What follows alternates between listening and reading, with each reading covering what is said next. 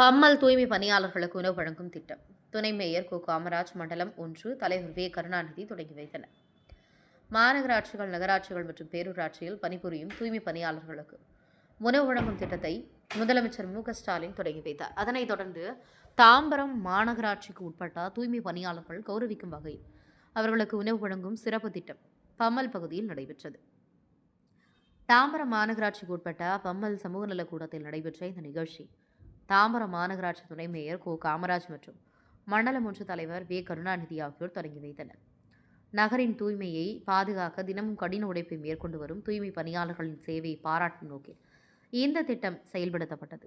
காலை முதலே பணியில் ஈடுபட்டிருந்த மாநகராட்சி தூய்மை பணியாளர்கள் பல்வேறு பகுதியிலிருந்து வந்து உணவருந்தினர். நகரை சுத்தமாகவும் சுகாதாரமாகவும் வைத்திருக்க தூய்மை பணியாளர்களின் பங்கு மிகவும் முக்கியமானது.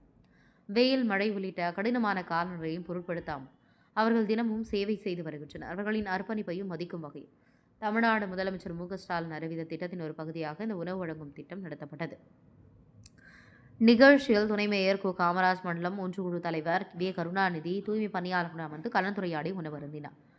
மேலும் உதவி ஆணையர் ஸ்வர்ணலதா, மண்டல பொறியாளர் சத்தியசீலன், சுகாதார அலுவலர் மாரிமுத்து மற்றும் ஆய்வாளர் உட்பட நகராட்சி பணியாளர்கள், சமூக ஆர்வலர்கள் மற்றும் தன்னார்வலர்கள் கலந்து கொண்டு உணவு வழங்கும் பணியில் ஈடுபட்டனர்.